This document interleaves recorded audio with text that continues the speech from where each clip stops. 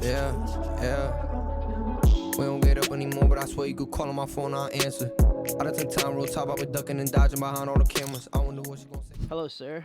What's poppin', what's poppin'? How we feeling today? Feeling amazing, it's fucking cold. Oh, I could curse? I don't give a fuck, it's your world. I could curse. Yo, who we here with, bro? Ceez So Crazy, 973 Tony FMB the mob. What we about to get into today? We about to get in the booth, about to lock in, see what I can make, see what we could conjure up. The lab, let's go. Shout out Juice for real. Hey, Tony, what you got in here, bro? It's good, bro. I got a little something for y'all. Shit, I just be producing, bro. You know, I've done it for a lot of years. Met up with Ceez. He took off running with this shit. Can't say much more. Hell yeah, He bro. put in that work. I see outside, I'm clocked up and I'm in that city work. I done did my show and taught this bitch to make her titties twerk. This is shit that me and bro, we dream about on city curves. Like what you know about it. Dang. Weighing down my OJ, and in the music video, you have a thing of orange juice. Alright, how's it going, everybody? Welcome to an exclusive MDA interview. We're here with... I go by the name of Ceez So Crazy, artist from Jersey, Puerto Rican and Colombian kid from Rumble Park, New Jersey. Trying to put myself and my team on the map. So for those of you who might be unfamiliar, I would describe his music, you know, melodic rap, hip-hop, R&B type vibe. I wanted to tap to the early days, though. So you started making music when you're like 14, 15? 14. And back then, bro, the early days, you went by Young Ceez. So tell me about what it's like growing up. What was it like making music when you were, you know, in the day? Yo, Young Ceez, wow. Yo, Young Ceez, wow, man. Yeah, making music as Young Ceez, I'll make it with my brother 973 Tony, and we just started in the room, in the corner of the room with Audacity, and we would record on Audacity with bare vocals. We'll put a little bit of EQ on it, and then like if there was something that looked like, you know, it could help us out, we'll throw it on there too. But for the most part, it was just raw all the time, and we recorded song after song after song. Garbage after garbage after garbage after garbage after garbage after garbage, and still it's like that'll build us into you know, our styles that I got now and stuff like that. So you know, like trial and error. Yeah. So you said you was recording in the bedroom back in the day. Yeah. I know you was using the Snowball, but what can you tell me about, like, you know, just having bare bones equipment and just doing it just because you love it? You was just starting out, bro. Yeah. Yeah, damn. Snowball and a Blue Yeti. Yeti. That's what it was too. Getting the equipment together was probably like my biggest like stressful thing, and that's only because I was young. So I was like, oh, how am I gonna get it all together? But once I got it all, like I felt like my creativity was running. You know, I had my brother with me, and it was literally like I felt like we could do whatever. You know, we had a mic and the beats. So that's all we needed. At that time, though, who were like the influences? Because like when you're 15, like who were you listening to? Like what year was that? 2017, 2018. 2018. Yeah. Lil Skies. I'll even go Lil Mosey. I even go as far as Tay-K as well. Before he got locked, that was somebody that was on playlists repeatedly. Juice, repeatedly. There was a couple other artists that were underground. I was big on SoundCloud. Like me and the team was big on SoundCloud, so we would just listen to all artists on SoundCloud. Anybody who had some type of play on there, like Trippy, shit like that. Literally that year, like who was pushing music in that year heavily.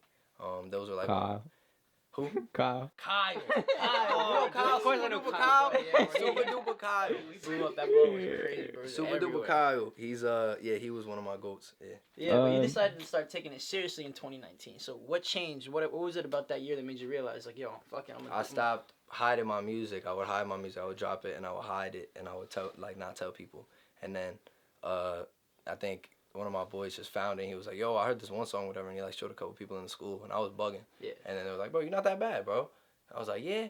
And then I just was like, all right, let me post it. You know, I'll start dropping and posting it, and then that was kind of when I started taking it serious. Why'd you hide it? Why'd you think you was hiding it? I wanted to get it nice before I started. You know what I mean? And it sucked that people caught it before I could get nice. Because there's people that still, till this day, that don't listen to me because they got this old image in their head of me and my art, you know? So I got these 2 tracks that I'm going to name.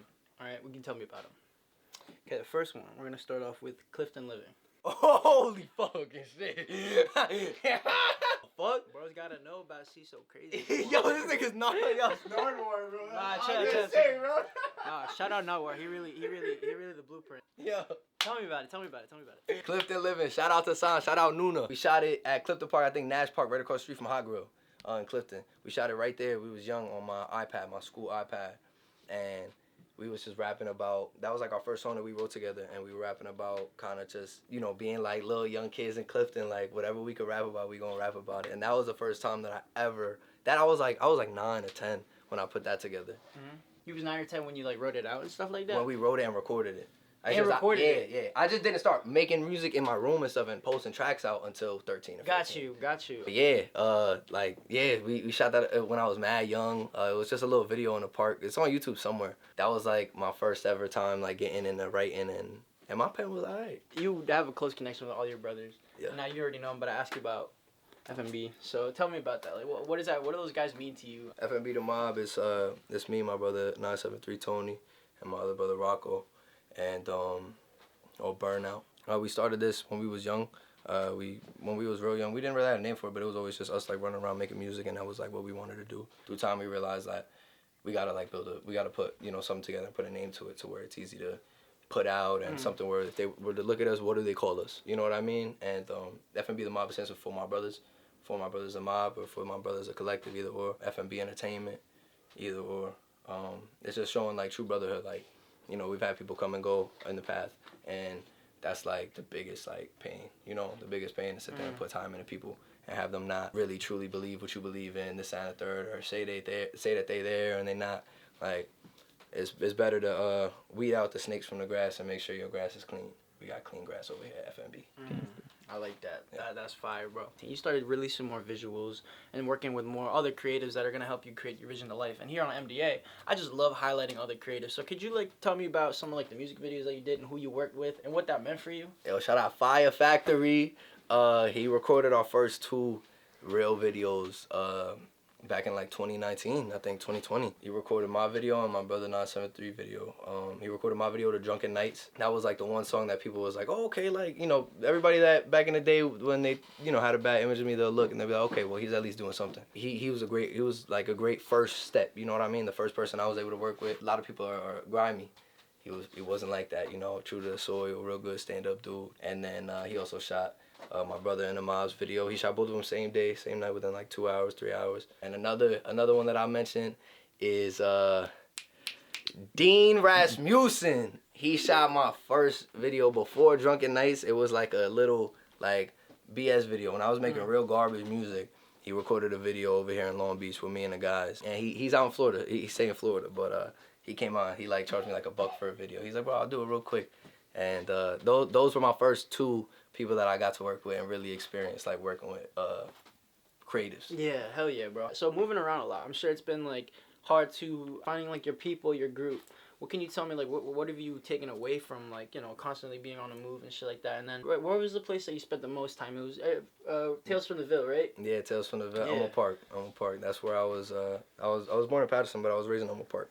And Elmo Park was like my running grounds. That's where I grew up. That's what put me into the person I am today. And growing up there, that was home to me. And then, you know, when you leave your hometown, a lot of the times at a young age, you don't stay in contact with a lot of the people that you was when you was kids. So I lost a lot of those contacts. But moving around, I moved to different areas to where people looked at me differently just from being from a certain area. And mind you, like, I'm not looking crazy, you know what I mean? But so it's just a pure principle of perspective. And I will go out to these other places in different towns, and they'll show me like, okay, like they act like this and talk like this over here, and they make X. You know what I mean? Like, it's all about you learn about their culture. Learn about people's cultures. You learn about the way people move things and the why of people why people do things the way that they do things. As someone who moves around and is with all those like different cultures, different melting pots, how would you say you've been able to really stand on who you are and make sure that you don't get distracted by all this, I guess, shiny object syndrome or just trying to fit in? Well, I would love to say that distractions are not tempting and distractions haven't gotten me. Distractions have gotten me, but distractions also make you as a person as well. What you do and put your time into, that makes you. So it's like if, of course, like when I moved to New York, I got things from New York that influenced me. When I was in Jersey, I got things from Jersey that was influencing me. When I went to, different towns, things from that town, and I moved to a certain town where rock and like band was more like the sound. I would get things from there that would influence me, and I can't say that I don't take influence from everywhere, because you have to take influence from everywhere to make who you are. I will say that I made sure to not take too much influence from bad spots. You feel me? Just gotta stay true to myself, and I always look at baby pictures. You know, if you look at a picture of yourself consistently as you was a kid, you want to make sure that that kid is always doing all right. What can you tell me about the significance of the Reservoir growing up? Ooh, the Reservoir. That's when we stayed in Wanacue. Me and my mother and my stepfather. We had a lot of issues in that house when we moved there. We moved from Elmwood Park. We moved up there, and it was a completely different town. It was in the sticks, in the woods, and people were different, and we just had a lot of, like, I guess you could say, bad luck in the house. Like, it was the best house we ever had. We was very, the most financially, like, stable that we ever was, and just a bunch of, like, bad shit came, My mom was diagnosed with cancer, so we had that happen in the house, and then just, like, throughout the stuff, it was like, we lived on Reservoir Road, and the whole town was built around the reservoir. That's the reservoir. Chilling with the friends. Yeah, late yeah. night talks. Yeah, hell yeah. Like, I never been to the reservoir itself, but Reservoir Road is where I would stay at, and that town was surrounded by a reservoir. I got another song for you. Yeah. Tell me about the creation of No Thoughts. No Thoughts Allowed? Yeah, yo. Shout out Kim, man, fucking my freshman year girlfriend for like a week or whatever the fuck. Shorty's from like a couple towns over, bro. And she came to my wrestling match, bro. I was broken. She came, fuck this shit. Yo, she came to my wrestling match, and I was like, yeah, watch me.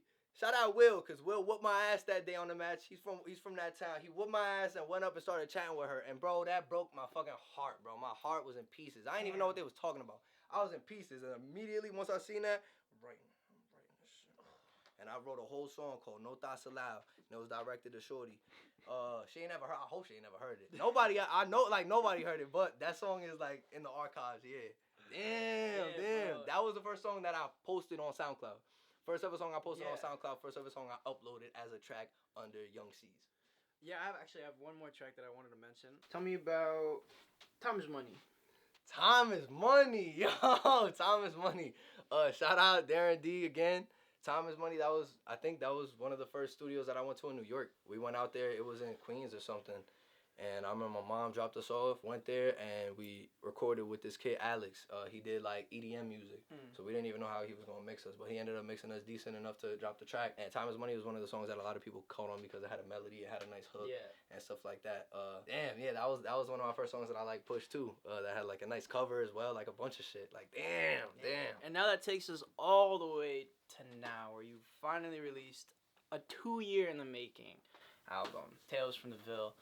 You told me a little story about how, like, there a lot of the songs are named after saints, but so much has happened. Just tell us a little bit more about the project and what it means to you right now. The initial project was something that it was supposed to be, like, telling stories about me and more so explaining myself. I do a lot of, like, club songs and stuff and, like, dance songs and talk your shit songs. So it's, like, I wanted to see if I could talk my shit in a different way from a more sentimental place. I started the album, like, a year. It was supposed to drop, like, last year, and then it didn't. I never, like, got enough tracks. So it ended up being something that, okay, I'll at least learn with it, and whatever comes to me in life, then I'll build more. And within the past 2 years, I would just make songs, and like one of the main songs on there, St. Michael, was made like a year and some change ago. There's another one in there that was made like a little long ago too.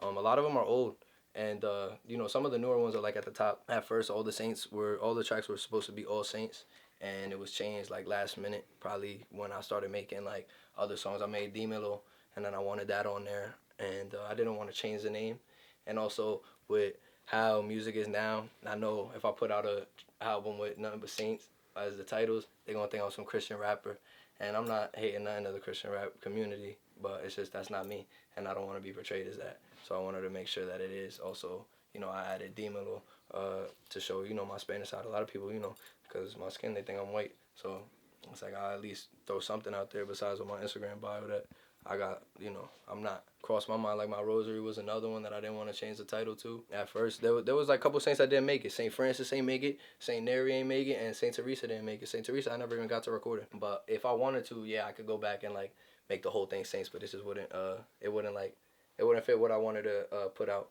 It's a lot of pain talk. The beginning of the album, from track like 1 to 4, is more like fun, or not fun, but more like vibey rather than more sad. Everything after the interlude is more like lovey-dovey, stuff like that. You, right now, how old are you? 21. 21. So go back to, let's say, 10-year-old. What would you tell yourself now that you know where you are 10 years later, what advice would you go back and give yourself? And just any like young up and coming artist that's trying to make it right now. If I could go back to myself, I would tell myself to continue I wouldn't tell myself shit because I did everything that I needed to do. Other people, you know, definitely I would, a lot of artists, they struggle with starting late. A lot of artists start late. Like, y'all be 18, 19, 20, and then you see people start blowing up for music, and a lot of y'all just hop on the wave. Start early, bro. A lot of y'all like music. A lot of people are musically inclined, and they don't know that, but all they do is listen to music all day. You could probably be a writer. You could probably be this. You could probably be that. If people start earlier, it gives them a super, like, jump into at least their talent, you know, at least their skill. Yeah, is there anything else you want to talk about? Assault and Battery. It's a mixtape dropping December 16th. It's with me and my brother 973 Tony. It's a 3-song EP. We're going to be performing it at my next show, January 11th in New York and January 17th at the Williams Center. They can find me Ceez So Crazy, CEEZ, So Crazy, everywhere on all platforms. Come tap in with me. Alright guys, this has been an exclusive MDA interview. I hope you enjoyed, and I'll see you guys next time. Yo, thank you for your time, brother. Appreciate you, bro. Been a pleasure, bro. Peace out. We don't get up anymore, but I swear you could call on my phone, I'll answer. Out of time, real top, I've been ducking and dodging behind all the cameras. I wonder what she gon' say if I pick up, wondering what I could do to a dancer. She asking me about a sign and try again, she said she a cancer.